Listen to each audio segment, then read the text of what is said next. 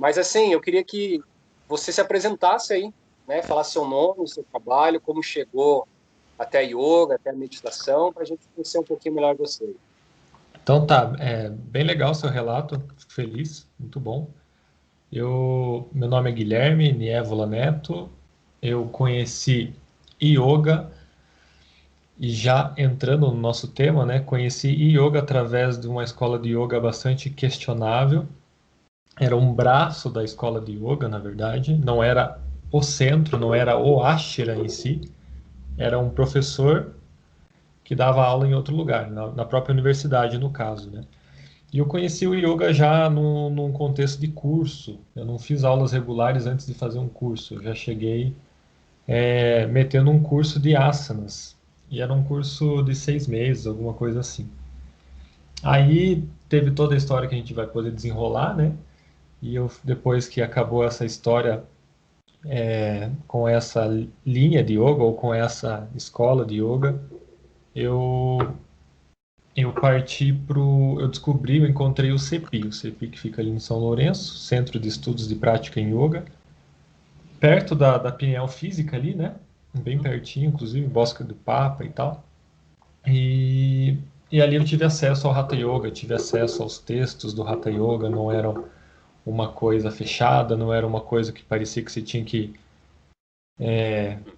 minerar Bitcoin para ir ganhando nível, sabe? O conhecimento antes era muito restrito e ele era modificado e ele era bem difícil de conseguir, bem caro de conseguir. E ao contrário do CEPI, no CEPI eu encontrei os textos, tive a possibilidade de descobrir o Hatha Yoga e, e daí foi um processo de eu ter um trabalho paralelo, né, ao caminho do yoga e desde o ano passado eu consegui fazer essa transição completa. Então hoje eu vivo de yoga, vivo com aulas regulares e dentro do CEPI, né, que é essa formação que tem ali, eu faço parte do processo de estágio. Então, quando a pessoa se forma, quando a pessoa está terminando o curso, ela tem que ter uma atuação, ela tem que tanto observar a minha aula, né, participar como observador da minha aula, e tem que atuar, tem que dar uma aula. Aí dentro do corpo docente ali do CP, eu estou nessa parte também de supervisor de estágio, digamos assim. Maravilha, maravilha. Então, assim, você já pontuou algo, né, que acho que vai ser o carro-chefe aí da nossa conversa. E a gente percebeu que é algo que interessa a ambos, né? Que é essa coisa das figuras mágicas e especiais e elevadas que são os gurus. E claro, eu estou tirando um sarro, a gente bem sabe que o guru é uma tecnologia antiga que pode funcionar, talvez Sim. funcionou muito bem no passado, hoje em dia está sendo muito questionado a questão do guru, mas que você começou entrando entrou na yoga num contexto que tinha esse personagem bastante forte, correto? Perfeito. Era uma figura distante, era uma figura que não era diretamente o meu professor de yoga, e eu sempre faço essa separação, assim, porque a pessoa que me ensinou o yoga ali, ela me ensinou muito bem, eu sou muito grato a esse início, a esse contato, porque foi um pacote completo, assim, que teve a questão do yoga e teve a questão do vegetarianismo junto. Então ele era ativista nesse sentido e para mim foi muito importante, né? Me tornei vegetariano, alguns anos depois vegano, por causa desse professor. Então, e inclusive foi esse professor que começou a tentar ruminar o processo por dentro. Ele que começou a denunciar as coisas do próprio professor dele, que se apresentava como grão-mestre, se apresentava como presidente supremo. Então ele sim era essa figura, entende? Ele é essa figura super importante. Por exemplo, quando tinha férias, quando era época de julho, época de dezembro, tinha Gurukula, que eram as imersões, né? As pessoas poderiam viver com ele lá no Ashram por uma semana e tudo isso seria muito intenso, seria muito especial e tal. E era um negócio super caro, assim. Eu lembro que era tipo em torno de R$ 3.000 por dia, a estadia lá, sabe? Então, daí, assim, daí aos poucos eu fui me aproximando do chefão ali, né? E, e só que isso foi questão de um ano e pouco para coisa chegar numa treta ali. Não chegou no fim da seita, não chegou no fim da ordem.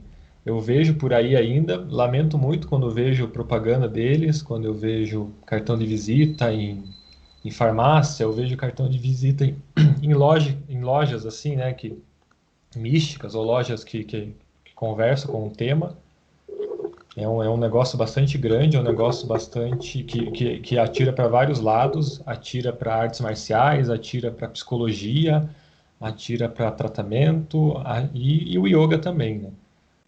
Então, foi isso, foi nesse contexto.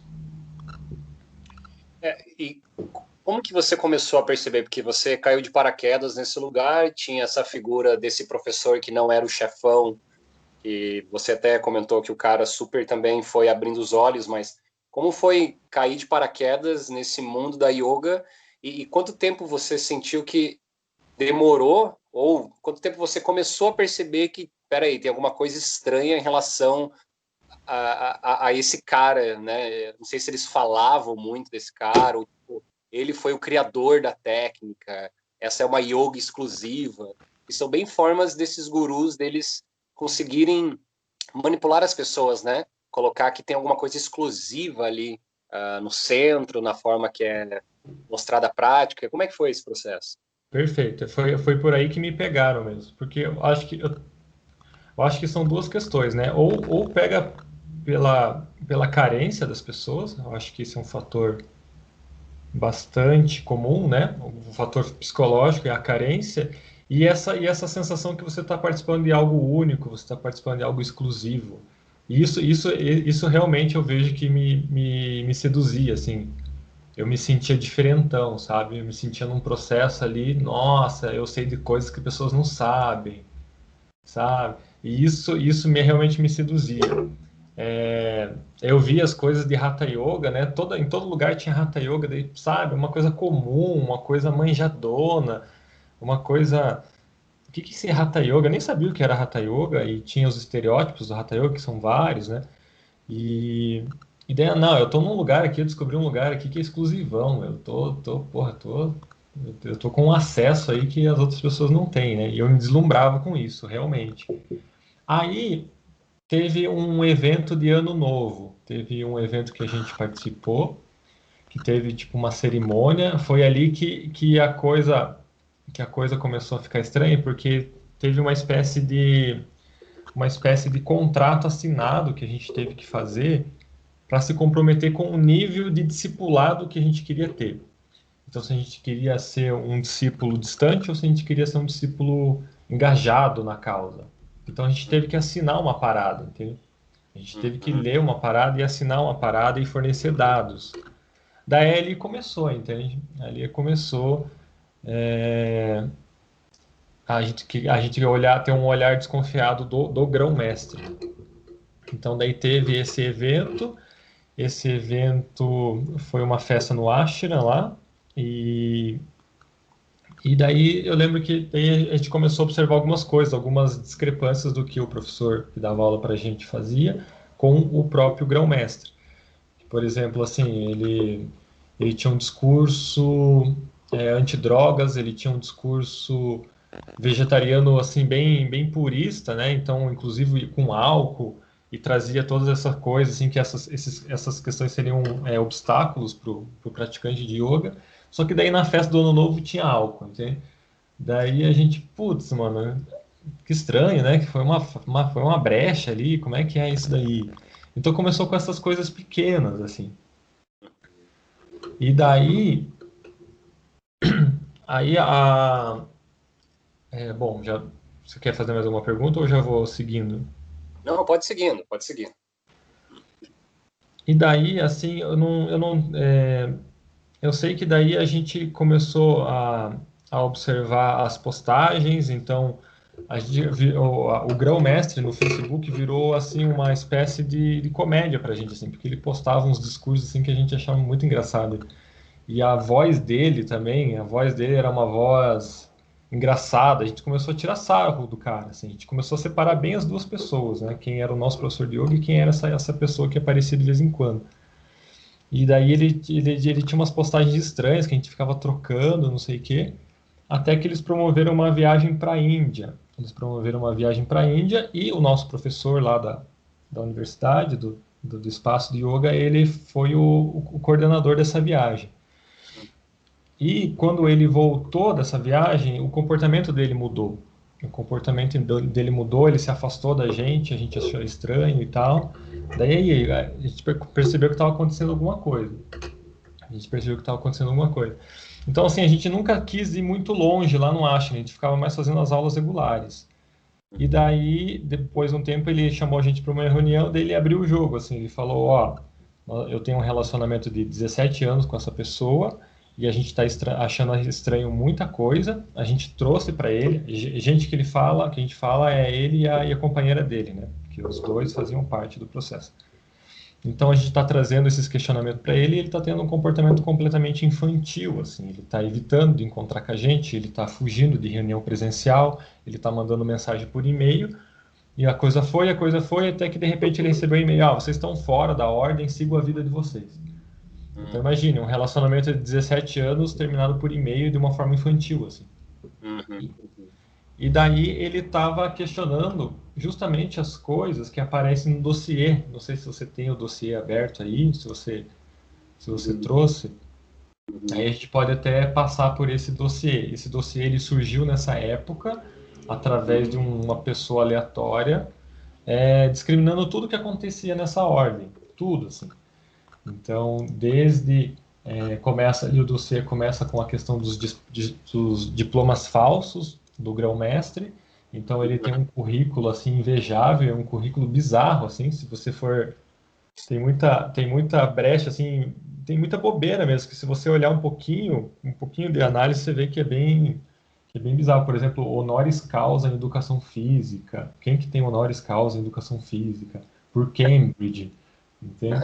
Acho que o único brasileiro que tem honoris causa deve ser o Fernando Henrique, e acho que o Lula ganhou alguma coisa também, né? Assim como prêmio. Mas, enfim, tem, tem várias coisas no currículo dele. E daí são esse tipo de coisa que o nosso professor começou a levantar. Só que, assim, hoje, depois de passar, isso daí foi lá por 2015, 2016. Passando esses anos, eu também faço uma diferenciação em relação ao meu próprio professor, assim, porque ele apresentou isso daí para a gente como se fosse uma grande descoberta, né? Nossa, eu abri meus olhos, agora eu vou destruir isso daqui. Mas não é bem assim, né? Um relacionamento de 17 anos tem muita coisa que ele deixou passar. Eu vejo assim hoje em dia, né? Provavelmente teve muita coisa que ele fez vista grossa e a coisa ficou absurda, assim. Mas não que ele tivesse descoberto aquilo naquela época do jeito que ele quis mostrar pra gente, entende?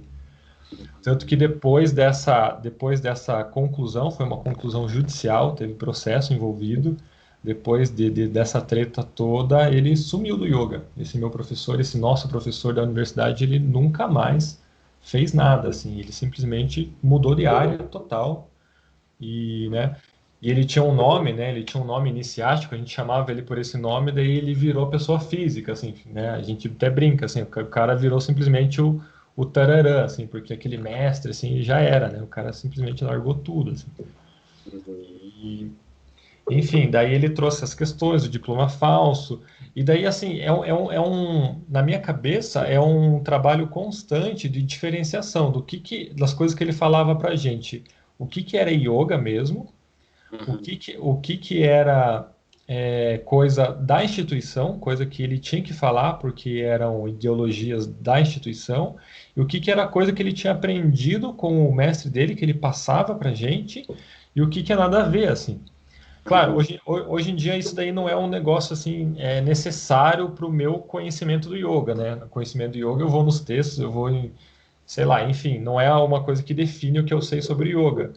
Mas assim, ficou esse limbo, né? Você tem a referência de uma pessoa que te ensinou as coisas, e até hoje eu venho uns insights assim, isso daí ele estava sendo conivente, isso daí era coisa interessante da cabeça dele. Isso daqui era do yoga, isso daqui era distorcido.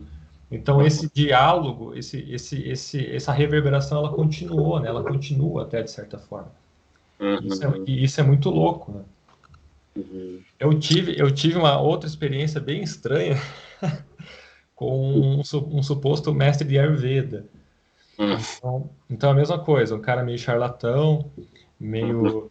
Eu fiz um tratamento ayurvédico com ele e tal, e daí depois eu fui estudar o Ayurveda mais profundamente, e daí fica a mesma coisa, assim, você tem a referência de alguém que te ensinou, mas daí, né, você tem que separar as coisas, realmente. Bom, muito interessante o teu relato, assim, a gente vê isso agora muito em documentário que anda saindo, no Netflix mesmo tem bastante coisa.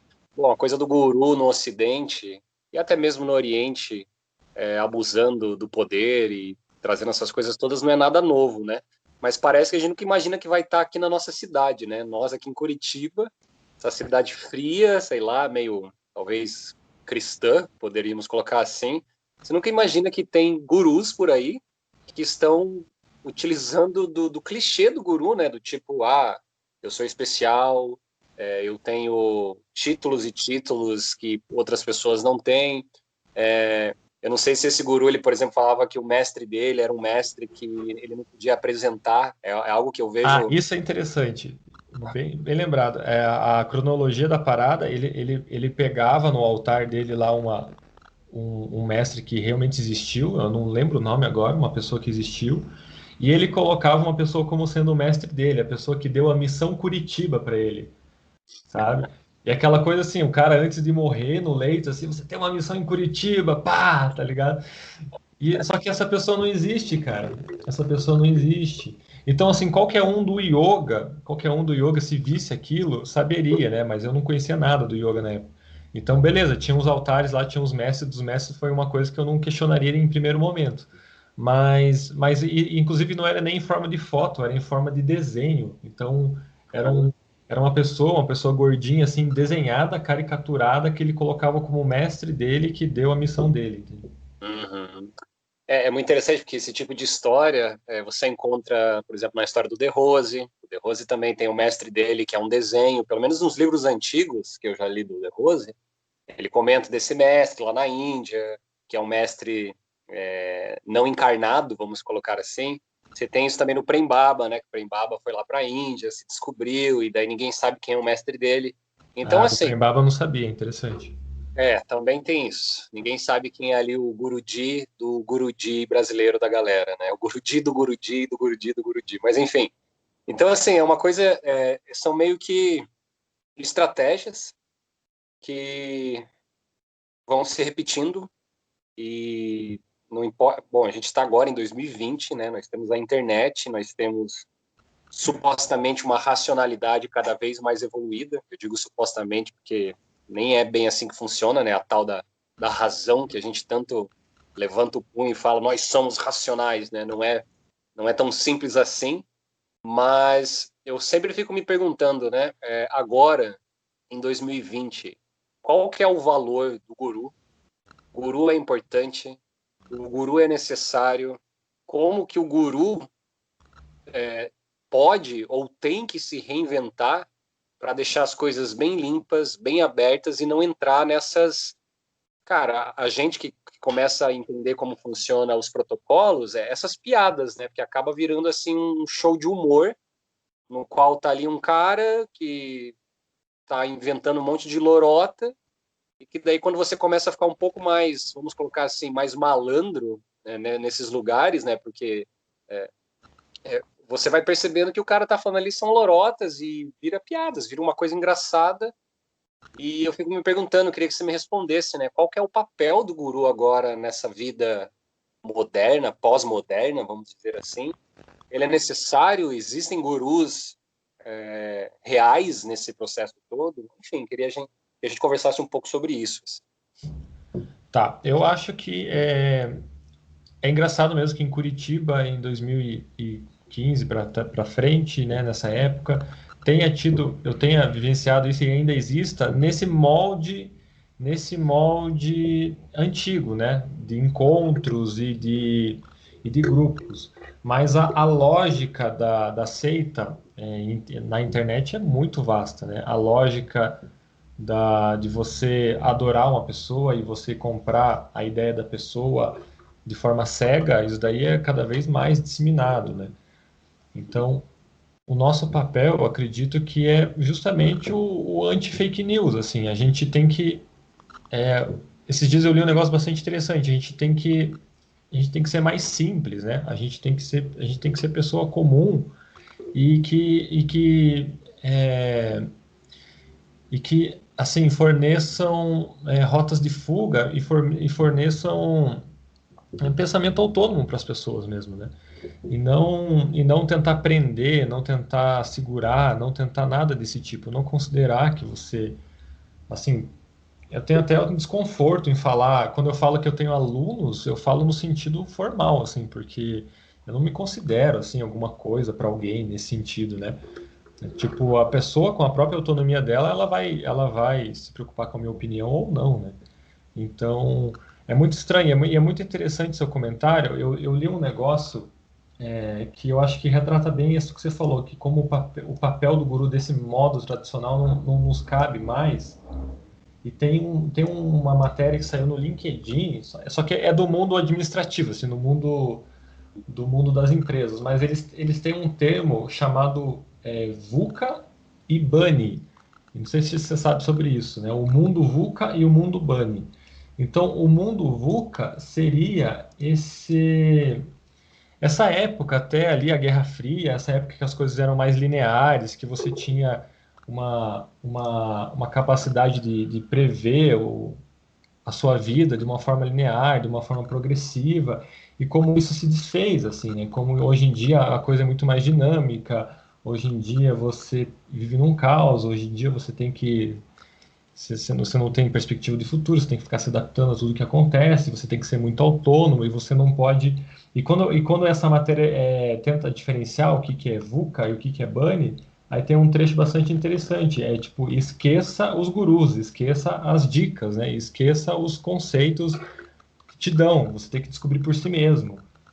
Então, eu acho que isso retrata bem, assim, eu acho que é por aí. Mas duas coisas que ainda são imutáveis, né? É a questão da carência das pessoas, do ponto de vista psicológico, e a questão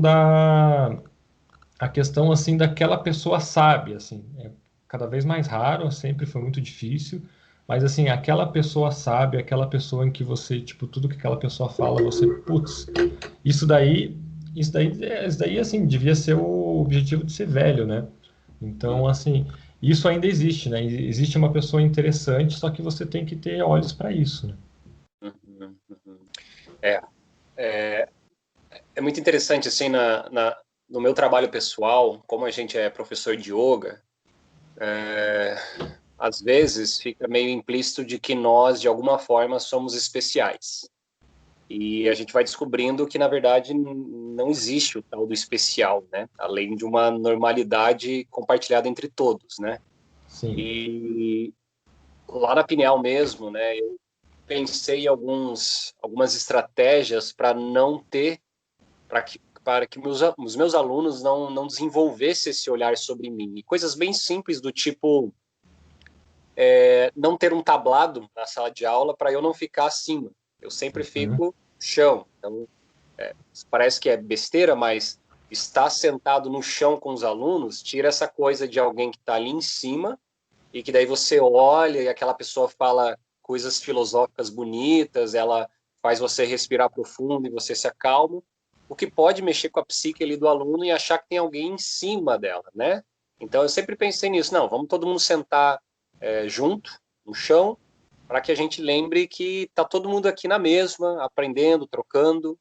E uma coisa também que eu sempre fiz foi, nas minhas aulas, contar os meus podres, porque todos nós temos podres, né? Sim, ótimo. Aham. Então, assim, tipo, vou comentar sobre uma história zen budista. Aí nessa história, sei lá, um monge pisou na bola. Daí eu comento, opa, e eu faço exatamente a mesma coisa. E conto os meus problemas de relação, porque aí eu desenvolvo realmente uma amizade, uma troca horizontal com a pessoa, ao invés daquele que, sabe cantar mantras, sabe falar um pouco em sânscrito, sabe fazer 15 posturas e de alguma forma é especial, né? E na verdade não, na verdade, na minha visão, nós professores, a gente cria esse encontro, cria esse cenário, organiza os pontos da yoga para que a pessoa venha junto com a gente praticar, né? Mas não que há algo mais especial que esteja acontecendo ali em relação ao professor. Isso me lembra até uma história que eu tinha uma aluna, barra cliente, vamos chamar assim, e uma vez ela foi no meu antigo apartamento fazer uma sessão comigo, de meditação guiada. Um amigo meu estava até tocando os instrumentos, assim, e toda essa coisa, né? E antes de começar a sessão, ela pegou nas minhas mãos, com as duas mãos, o olhar dela era um olhar de quem estava indo para esse lugar do tipo, você é especial. E Uhum. ela olhou para mim e falou assim: a minha vida mudou muito desde que eu te conheci. Você está me ajudando muito. E eu entendi o que ela quis dizer, mas eu entendi também para onde ela estava querendo ir. Daí tanto que eu falei bem assim: pois é, a minha galera, né? Eu falei: a nossa galera, a gente está ajudando as pessoas. Tipo, eu tirei de mim, e coloquei pro grupo, né? O grupo aqui, ó, eu, meu amigo, a gente está aí nesse jogo, né? Nesse caminho para poder melhorar um pouco as nossas questões humanas, porque eu vi que ela estava jogando em cima de mim. O olhar dela disse tudo, assim. Então eu tirei essa responsabilidade porque a gente não quer essa responsabilidade, né? A gente não quer que alguém Claro. fale, ah, eu fiz isso porque o Guilherme me mandou. Isso é muito perigoso, né? Muito triste. É. Eu compartilho disso, eu também compartilho dessa desconstrução, uma coisa que eu sempre me preocupei, e realmente, assim, eu nunca tive um constrangimento nesse nível, assim, eu tive situações, daí eram mais situações, assim, eram esperanças milagrosas de cura de doença mesmo. Ah, você vai ser a pessoa que vai me ajeitar todinha, minha saúde vai ficar perfeita depois que eu começar a fazer coisa aqui. Daí, ó, cada caso é um caso, não é bem assim, né? Não tem fórmula mágica. Então, realmente. E assim, né? Eu, como eu venho muito da tradição do budismo, estudo muito a escola budista.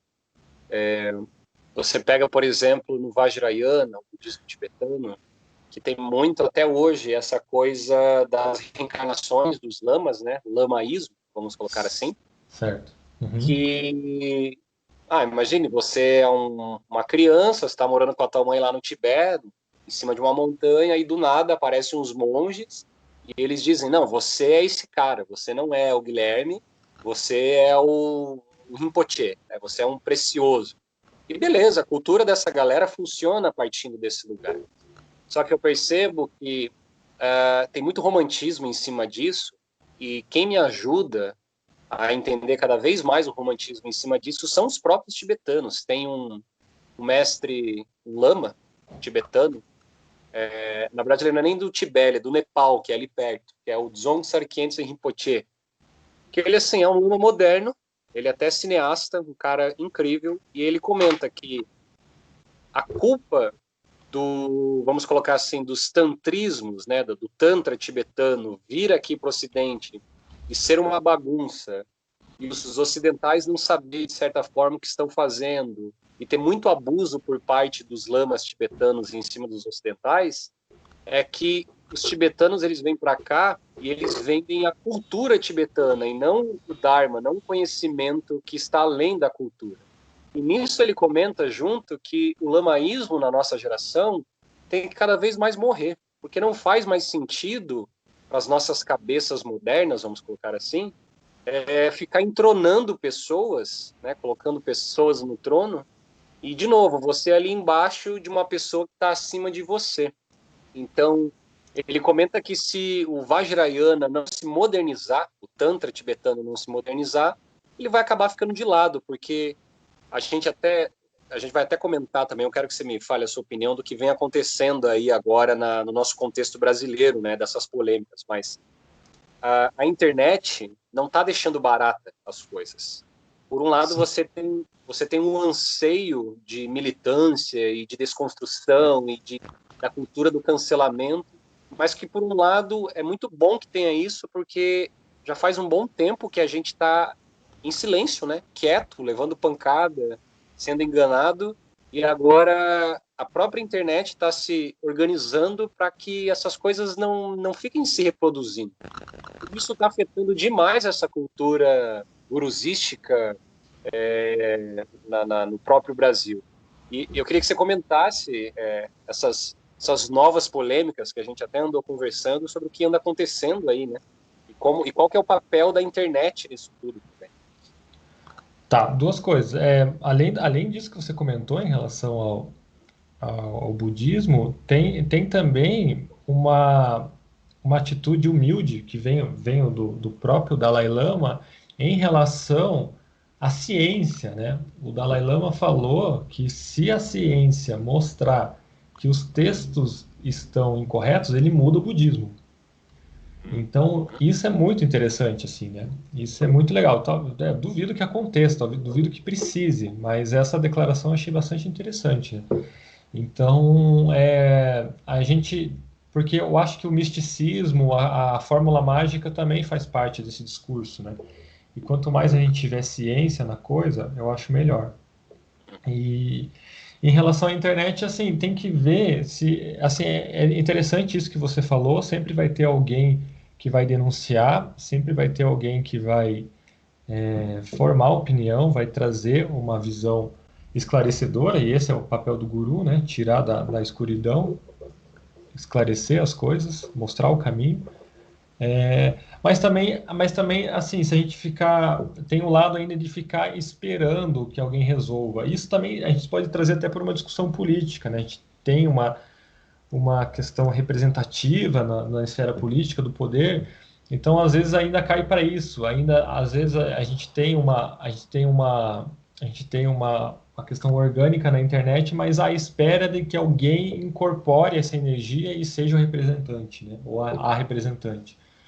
Então, assim, eu não vejo organização nesse sentido. Eu vejo bastante histeria, assim.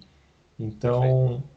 Então assim, como que o desafio é como que a gente pode se organizar nesse sentido, né? Uhum, uhum. É. E, e também gerar a tal da autorresponsabilidade, né? É, Você pega. Você chegou a assistir o documentário sobre a comunidade do Osho lá no Netflix, Wild Wild Country? Sim, sim, muito divertido, muito massa. Muito, muito massa, incrível. Então, E assim, então e sobre ele, eu fico perguntando, é porque eu não tive um contato com ele por livros, né? Eu não tinha, antes de ver esse documentário, eu não tive a pira do Osho, assim. E eu sei que tem, e assim, eu vejo por alguns amigos assim que deu bug na cabeça, porque, pô, os livros são maravilhosos, lá o tarô dele é maravilhoso, as meditações dele são muito interessantes, mas daí vem aquela coisa da separação que eu comecei falando, né? Como que é para quem que já conhecia as técnicas ou já conhecia coisas interessantes do Osho lidar com aquilo, né? uhum. Mas, É, mas sim, eu eu assisti. sim, eu posso falar da minha visão pessoal, porque eu era vamos chamar, um adepto da cultura Osho. Gosto bastante dos livros dele. Tenho até uma túnica de sannyasin que fui presenteado por um amigo que foi para a Índia. O Osho já tinha partido já, mas ele me presenteou com a túnica, cor vinho, e eu tenho até hoje essa túnica, guardo com muito carinho. E assim, super me encantei com esse lugar rebelde do Osho, esse lugar de desestruturar e até paradoxal que ele tinha, mas o documentário só reafirmou na minha visão de que, bom, era um ser humano muito hábil nas palavras, muito hábil em fazer conexões entre as mais diversas escolas, mas um ser humano e tão malandro quanto qualquer ser humano que tem por aí, né? Eu uso esse termo do malandro não só como uma coisa negativa, mas como aquela pessoa que sabe rebolar, sabe pegar a tangente, sabe falar uma coisa e depois falar outra e ok, se você tiver uma visão ampla, você não cai nesse conto do vigário. O que acontece é demonstrado lá no Netflix é que as pessoas estavam vindo de uma cultura muito fechada, muito reprimida, E quando vem um guru exótico lá da Índia, se instala nos Estados Unidos, aquilo ali é um novo Cristo, é uma salvação ao status quo, a quebra daquele status quo que já estava instalado. E o Osho, eu vi ele como, mesmo no documentário, como as pessoas usaram ele muito como uma figura para tirar a autorresponsabilidade delas. Então, é o guru que está mandando. Não sou eu que estou fazendo isso por mim mesmo. Né? É o guru que estava mandando eu fazer isso. Então, isso abre espaço para você ser o que você quiser, para você fazer meditação ativa, transar com todo mundo, até mesmo usar drogas. Tinha muito, né, caso de drogas no meio da comunidade. E o Osho, ele sempre foi essa figura controversa. Ele mesmo fala, tipo, não se apegue ao que eu estou falando. Um dia eu vou te dizer uma coisa, outro dia eu vou te dizer outra. E se você ficar se preocupando comigo, ele falava, problema seu. Tipo, eu só estou aqui falando. Então, por um lado, a história do Osho começou, a minha visão, começou a decair quando começou a virar um negócio, virar uma franquia. E daí você tem que jogar o jogo capitalista. E jogando o jogo capitalista, se você quer muito poder, você vai ter que elevar esse nível de malandragem e daí vai começar a ficar uma coisa mais, enfim, distorcida mesmo, né?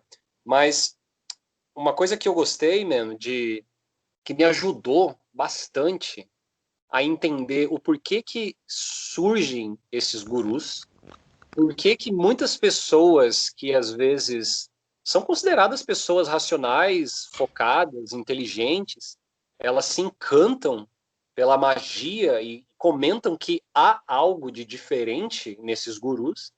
Então vamos colocar assim, esse guru demonstra que tem algum tipo de poder, vamos colocar assim.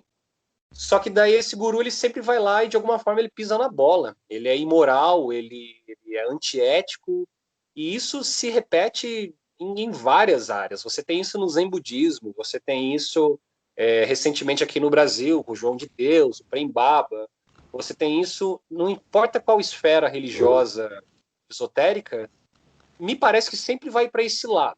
E claro, tem gurus que até hoje estão limpos no mercado, vamos colocar assim, né? Que você não tem alguma polêmica forte por trás da história daquela pessoa. Mas eu não sei se você conhece um filósofo chamado Ken Wilber. Não, não conheço. O Ken Wilber ele surgiu nos anos 70, foi um cara que ajudou a organizar. O primeiro livro dele chama O Espectro da Consciência, mas ele tem essa visão que chama de visão integral, ou psicologia integral, que é basicamente um mapa para tentar organizar todos os mapas. Então, fazer paralelo entre o cristianismo, o hinduísmo, essa coisa meio integral mesmo.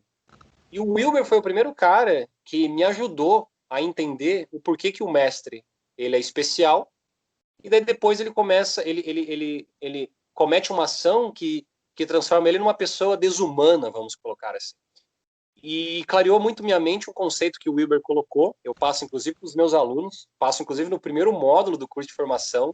A gente fala muito de guru, muito dos romantismos que existem na yoga, na meditação, para daí depois a gente sentar e aprender yoga, meditação, para não, sabe, não correr o perigo da gente ficar se perdendo no caminho. Mas os gurus, eles acordam, só que eles não crescem. Então, existem práticas para acordar, e essas práticas para acordar sempre vão acontecer na primeira pessoa. Então, vamos usar um exemplo bem direto e bem esdrúxulo. Vamos pegar um adolescente que vai numa rave e, sei lá, esse adolescente briga com os pais, é aquele adolescente raivoso com a vida, e ele toma uma alta dosagem de algum psicodélico. Esse adolescente, ele pode ter um acesso, vamos colocar assim, um acesso não dual, ou um acesso de unificação com o universo, não importa a estrutura ética dele. Se ele tomou uma alta dosagem de psicodélico, ele acorda na primeira pessoa. Só que ele não está crescido. Não quer dizer que ele subiu lá em cima, sentou no colo de Deus, entrou num campo da vacuidade. Não quer dizer que isso naturalmente vai fazer ele se tornar uma boa pessoa. Você tem exemplos, por exemplo, da comunidade do Santo Daime, que eu não sei se você soube, mas apoia o Bolsonaro. Grande parte da galera do Daime está apoiando o Bolsonaro. E beleza. A gente fica imaginando que o pessoal que toma o chá da floresta, a medicina da floresta, é super moral, é super ético, mas o que a gente tem que pontuar e deixar bem claro não quer dizer nada. Você vai ter história de vários mestres que eram considerados realizados, um grau de realização, de consciência muito elevada, mas que daí depois, no fim da vida, se descobriu, sei lá, que tinha relações sexuais com adolescentes. Então, acordar é diferente de crescer. E práticas de crescer, de crescimento, é meio que você sentar em roda, escutar as pessoas falarem sobre o seu lugar, né, na sociedade, escutar as classes mais abastadas da sociedade e mudar um pouco a visão da tua vida, a visão de vida que você tem, né, sobre as coisas. Então, para finalizar, e eu quero saber teu comentário sobre isso, é tipo, por exemplo, para um monge zen budista na época do Japão feudal, na época dos samurais, era normal olhar para uma mulher e considerar ela um ser inferior. Não importa o grau de realização daquele monge, porque a visão cognitiva do pessoal da época era essa visão do machismo estruturado, coisa que agora está cada vez mais se desconstruindo. E se você não pega o barco andando, você vai ficar para trás. Você até pode enganar ali umas centenas de pessoas, mas você não está crescendo. Então, acordar é diferente de crescer. Você pode sentar hoje durante 10 horas de meditação, entrar no nirvana, vamos colocar assim, mas se você não faz a sua lição de casa, não pede desculpas, não desenvolve um senso moral ético, não importa nada aquele teu acesso meditativo. Eu queria saber a sua opinião sobre isso.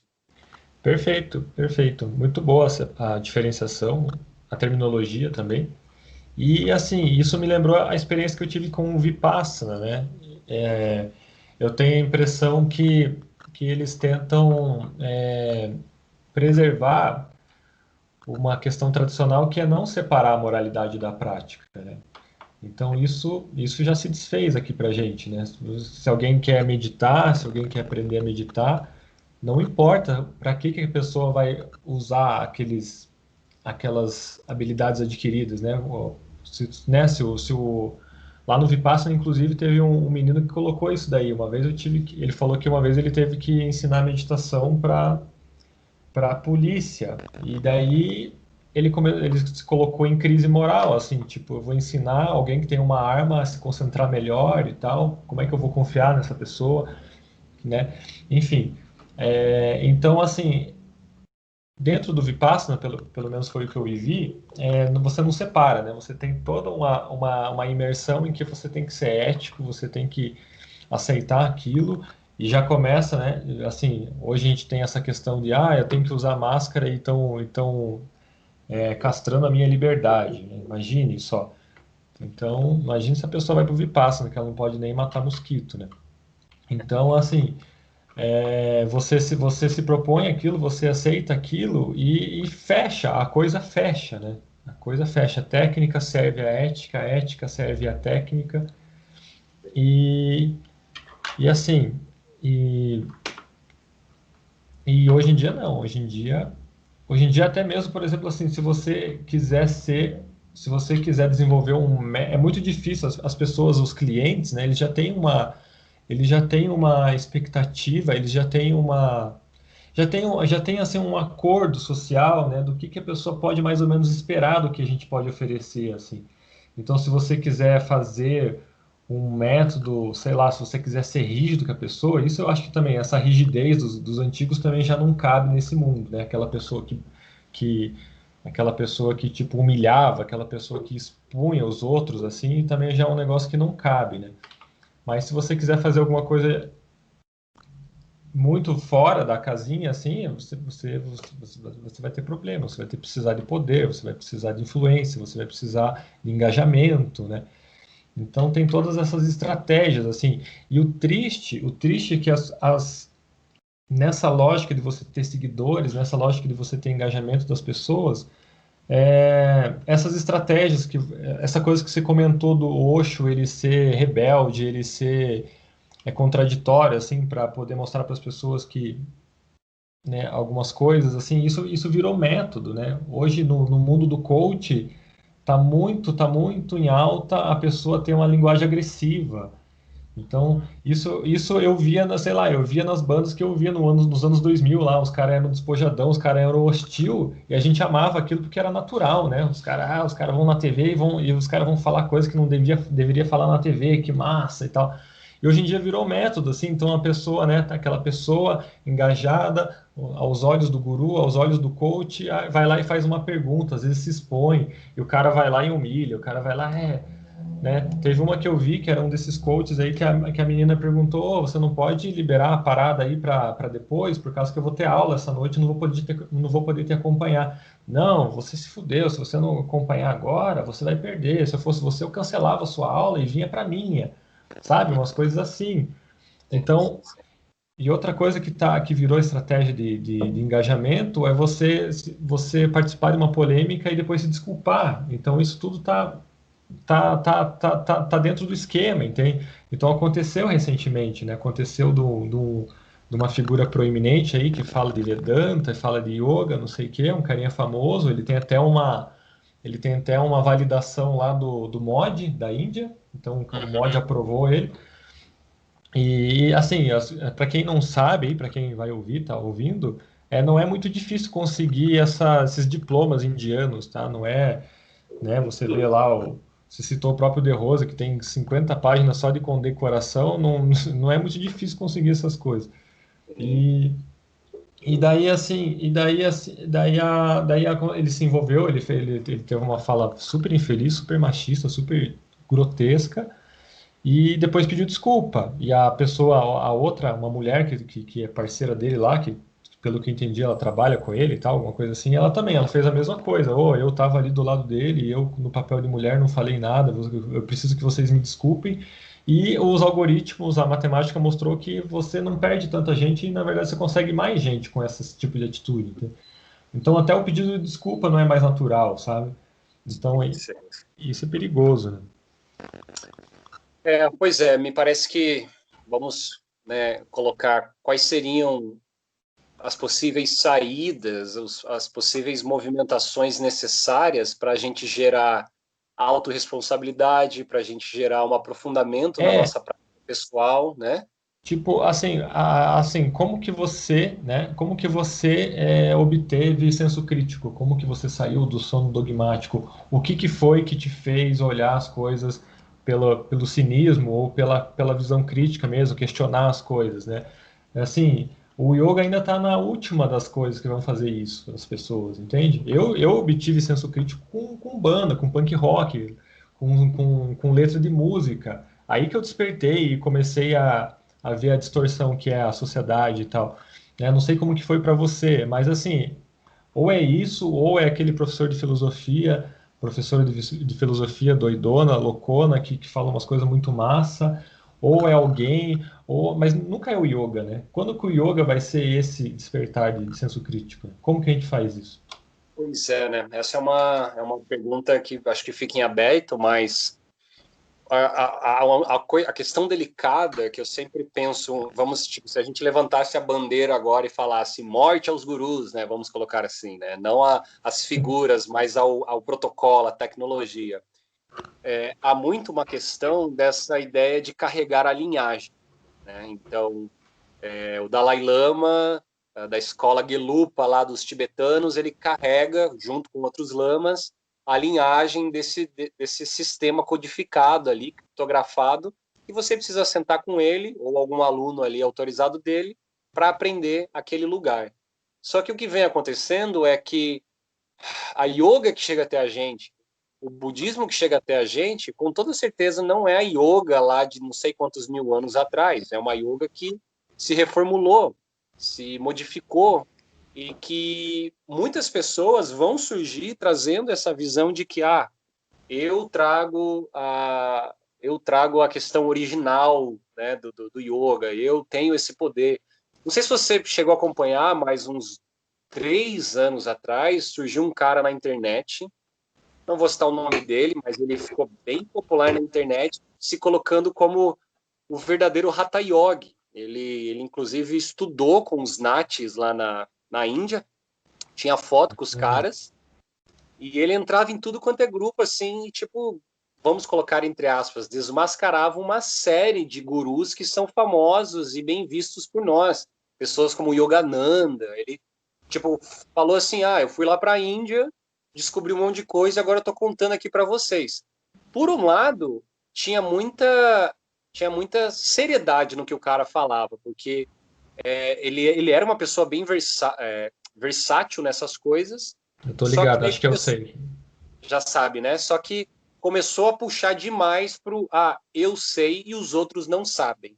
Então eu, indivíduo, sozinho, num mar de pessoas, sou o único que detenho da palavra, da linhagem.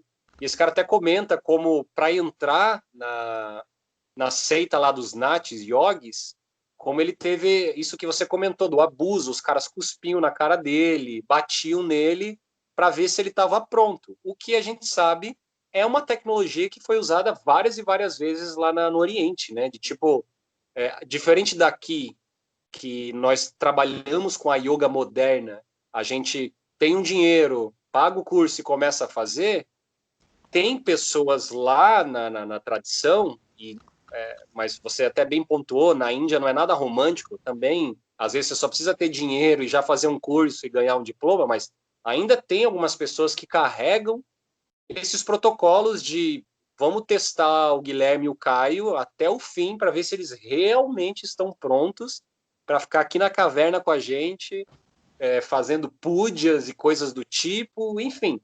Só que a gente está falando de Ocidente, a gente está falando de yoga moderno, a gente não está falando de, de Ganges e seitas tradicionais e coisas assim. Então, o ponto delicado, né? Eu dei várias e várias voltas, mas o que eu queria dizer, o ponto delicado é como nós podemos, eu não diria reinventar a roda, porque isso seria muito petulante. Ninguém aqui está querendo reinventar nada, né? Afinal de contas, os próprios aspectos iógicos são coisas bem fisiológicas, mentais, né? Coisas da própria tecnologia do corpo, vamos colocar assim, né? Mas como que a gente pode dar um passo novo para que a gente entre em harmonia com as buscas, com as necessidades do ser atual, que não são as mesmas buscas lá da época dos Hatha Yogis, da época do Siddhartha Gautama. Né? Nós somos outras pessoas, com outras necessidades, com outros objetivos. Então, como que a gente, nós, os profissionais de yoga, conseguimos dar esse passo à frente, mas sem também desmerecer tudo aquilo que foi estruturado atrás, sem desmerecer a linhagem, vamos colocar assim, sabe? Não sei se ficou claro, acho que eu dei muitas voltas, mas tipo, eu sempre penso nisso, assim, sabe? Morte aos gurus, beleza, mas e aí? Vai surgir uma nova yoga do Guilherme, uma nova yoga do Caio. Eu até comento lá, eu tenho o método pineal, mas não quer dizer que eu trouxe alguma coisa nova. Por exemplo, no meu método a gente usa tecnologias, mas eu não coloco que, nossa, aqui você vai estar numa escola super especial porque essas tecnologias vão salvar a sua vida. Não, a gente usa tecnologias para poder dialogar, para poder debater, gerar novos insights, mas não tem nada novo. Tem visões mais organizadas, modernizadas, vamos colocar assim. Mas eu nunca parto do ponto que eu estou reinventando a roda, sabe? Sim. O que você acha? Bom, acho que o caminho é o da primeira pessoa, não é o da terceira pessoa, né? E os cuidados disso daí, né? Então, por exemplo, essa pessoa que você citou, acho que até hoje aí tem conta no Instagram ou tem alguma coisa que, com a mesma ideologia. Então, uma pessoa que por um lado é muito interessante porque ele elimina a hipocrisia da coisa, né? Só que por Isso. outro lado, a questão pessoal fica muito sobressaída, que tipo, morte aos esquerdistas, eu quero acabar com a esquerda no Brasil. Também esse Tem, cara. tem, tem essa bandeira aí, né? Sim, bastante. Então, É, assim, então qual que é o caminho do meio disso daí, né? Eu acho que passa muito pelo autoestudo e pelo estudo do yoga. A gente não pode também descambar para um relativismo de ficar tentando conceituar o yoga. Isso já existe, o yoga é muito claro, assim. Então a questão é o discernimento do que é uma modificação do yoga, uma evolução, ou o que é uma descaracterização. Então, se você se propor a estudar mesmo por si e não pelos terceiros, isso nunca vai ser uma dúvida. Você sabe o que vem de você, o que vem da autonomia e o que é o respeito à tradição. Então, por exemplo, assim, se você tira a meditação de uma prática, você está descaracterizando o yoga. Mas se você coloca movimentos diferentes, movimentos que não são os asanas clássicos, mas que servem ao propósito de uma aula, por exemplo, coisas de educação física, aquecimento, essas coisas, acho que isso não descaracteriza o yoga. Mas você tirar a meditação descaracteriza o yoga. Então, assim, um exemplo bem simples, né? Mas eu acho que é por aí, assim. E daí, aí com discernimento tem espaço para tudo, tem espaço para autonomia e tem espaço para tradição. Eu nunca, assim, eu fiz essa pergunta lá no Vipassana. Eu falei, pô, vocês têm a missão aí e tal. E então, assim, eu posso ensinar aí, né? Eu posso ensinar para os outros o que eu aprendi aqui. Não, você não pode ensinar o que você aprendeu aqui. O Goenka demorou 16 anos para ele ser autorizado a ensinar.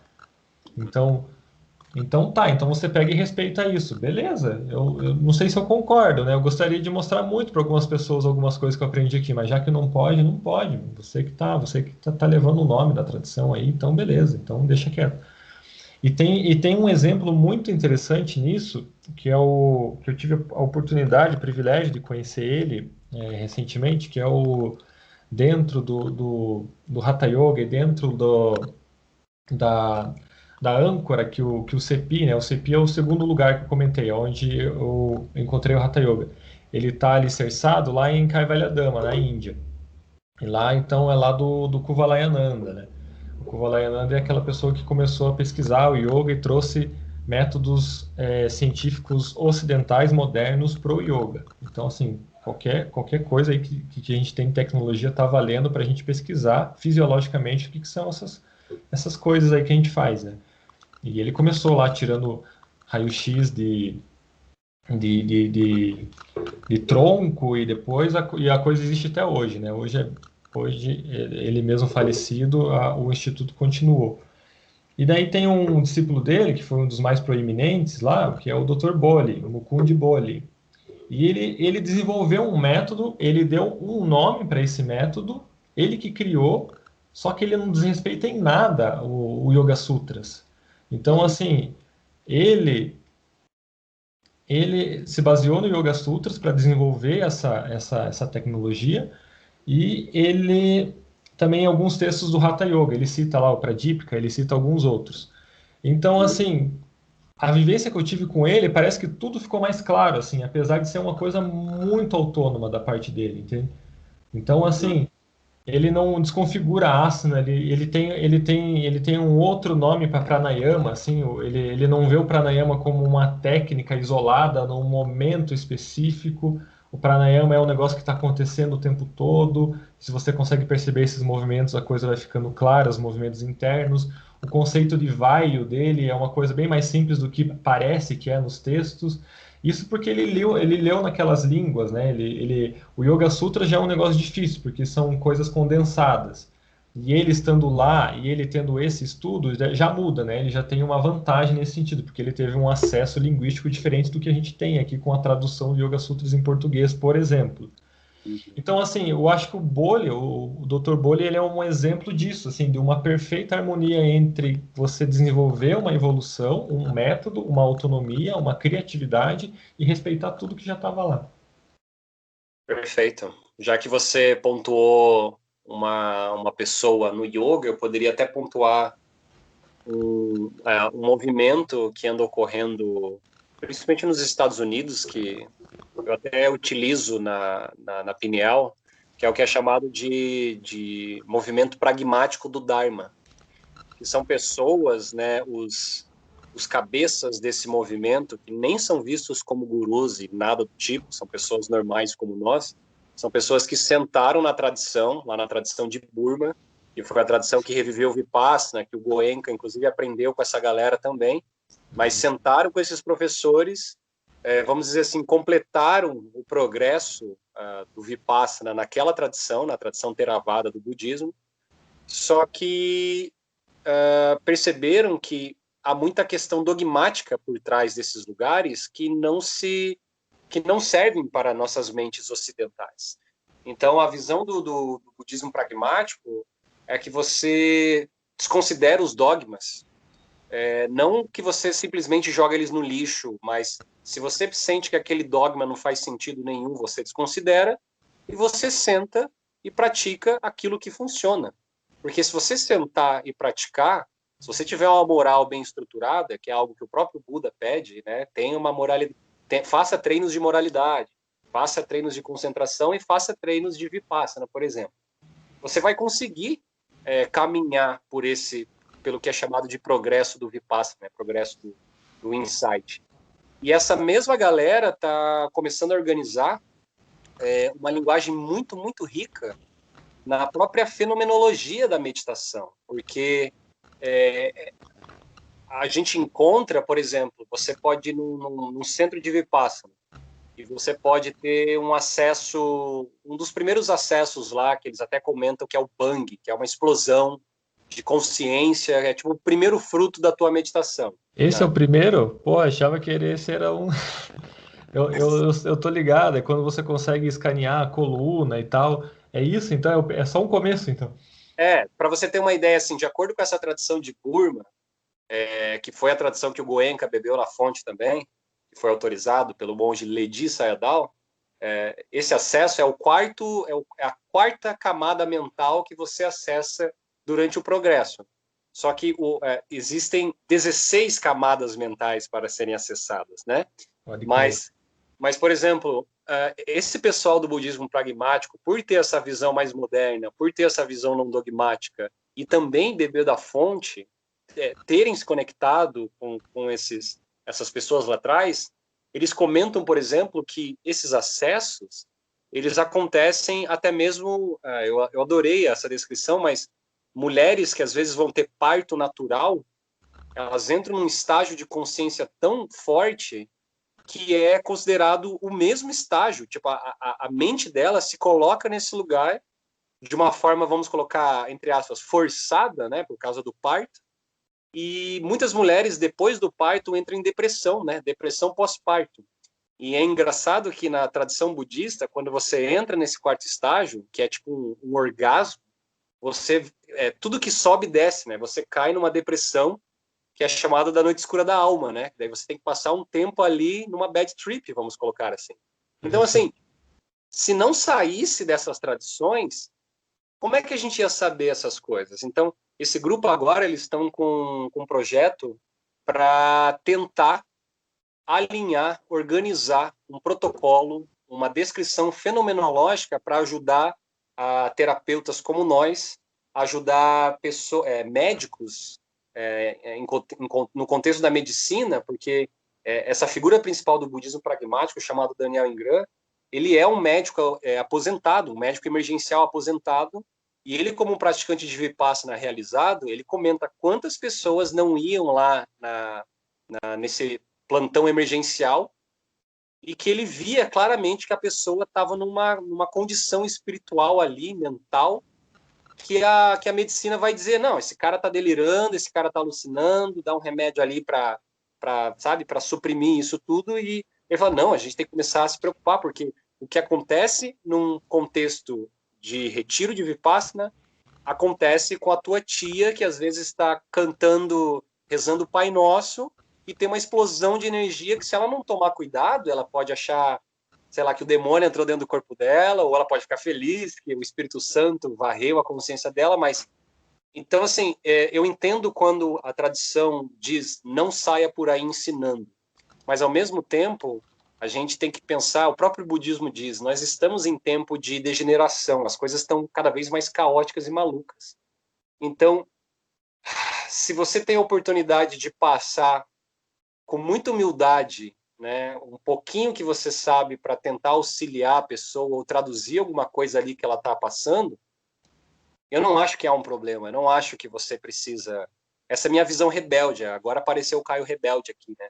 Eu não acho que você precisa estar ali com a autorização de um comitê específico que detém aquele poder, porque a minha Não. visão vem antes. É uma coisa do corpo, é uma coisa da mente, E, enfim, pode Ah, falar. mas não, mas aí já passou pela subjetividade, né? Passou pela subjetividade, fudeu, daí não tem mais dono.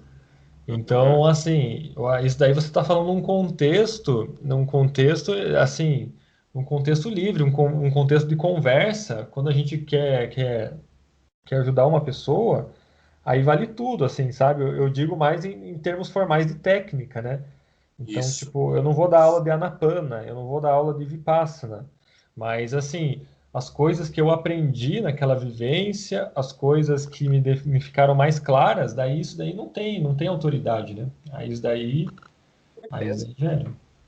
Porque você pode usar o nome em sânscrito ou em Pali, né? Ah, vou usar Anapana, mas você simplesmente você pode apenas comentar, observa as sensações que compõem as suas narinas, observa a sensação entrando e saindo. Não existe um dono para isso. O próprio Buda não era o dono disso, né? Sim. Então, assim, Mas isso tudo daí entra naquilo. converge. Isso daí é engraçado que isso daí converge com outras coisas também.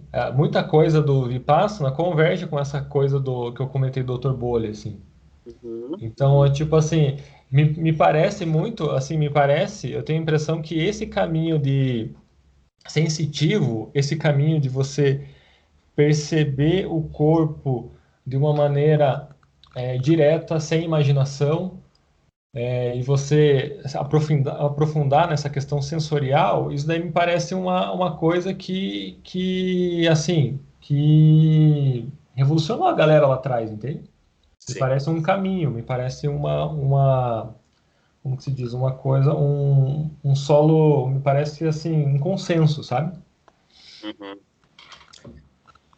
Mas assim, vamos finalizando o nosso papo, concluindo que isso aqui já que a gente fez hoje, durante essa 1 hora e pouco aí, já é algo necessário, né? Profissionais aí dessa área que trabalham com isso, desenvolvem, sentar, conversar, desmitificar, respeitar, tentar reorganizar e acredito que estamos chegando em lugares no qual tudo isso vai ser virado às avessas, já está sendo virado e talvez quando, se é que vai terminar esse caos todo, eu não sei se novas coisas vão surgir ou se a tradição antiga vai aparecer fresca novamente. O que a gente tem que sempre lembrar é que nós partimos de um lugar no qual nós estamos no Ocidente, nós temos necessidades ocidentais, nós temos objetivos ocidentais e que tudo bem também, é tão real e tão ilusório esse paradoxo da vida, né? Quanto qualquer vida oriental também. O oriental ele não está acima nem abaixo da gente, né? São seres humanos e eu acho que tem muita gente aí nesse caminho tentando traduzir isso tudo, né? Tentando desmascarar, que nem a gente comentou bastante, a coisa do guru, mas tentando resgatar enfim, eu acho que esse nosso papo teve dicas valiosas aí para quem for escutar a gente. E eu queria que você finalizasse comentando como é que tá teu trabalho aí, suas aulas, como o pessoal pode te encontrar e coisas do tipo. Ah, valeu, obrigado pela conversa, ficou à disposição para próximas. Faltaram algumas coisas que eu separei aqui, então eu só vou dar uma dica para as pessoas podem procurar por um novo documentário desses aí de seita, eu acho que é NXVN, não sei como que fala, alguma coisa assim que está saindo na HBO agora. Eu estou muito interessado, não vi ainda, mas é em relação à seita sexual lá de 1998, do que ficou bastante em evidência por causa daquela atriz que era do Smallville, ela participava dessa seita, a Alison Mack. Então, assim, ela levava escravas sexuais pro cara lá, entende? E tinha umas coisas assim, você trabalhar 23 horas por dia e só descansar uma. Enfim, tá saindo um documentário sobre isso, estou bastante interessado, pode ser a próxima dica aí para as pessoas. Eu não tenho um perfil profissional, mas se quiserem ver lá meu Instagram, é Yogini Evola. E eu fico à disposição, se alguém quiser, se alguém tiver interessado sobre essa linha de yoga específica, eu acho importante as pessoas saberem. A gente não mencionou nomes aqui por motivos jurídicos, né? Mas se as pessoas quiserem ter acesso a esse dossiê que eu tenho para mostrar tudo como que era por dentro lá. É um dossiê de tantas páginas, é um PDF. Então, se alguém quiser entrar em contato, eu mando para as pessoas sem problema nenhum. Observei muitas coisas do que estão naquele dossiê lá, do que está no dossiê. E é isso, eu dou aula regular no CEPI, no bairro São Lourenço, e estou com aulas online também, que foi a grande, né, que nem o Caio comentou, foi a grande surpresa que deu certo aí, essa coisa de aulas online funcionaram muito bem. E eu não vou, e eu tô, é isso, não vou me estender mais. Agradeço a oportunidade, fico à disposição aí, Caio. Maravilha, muito obrigado, amigo. Bom, agora eu vou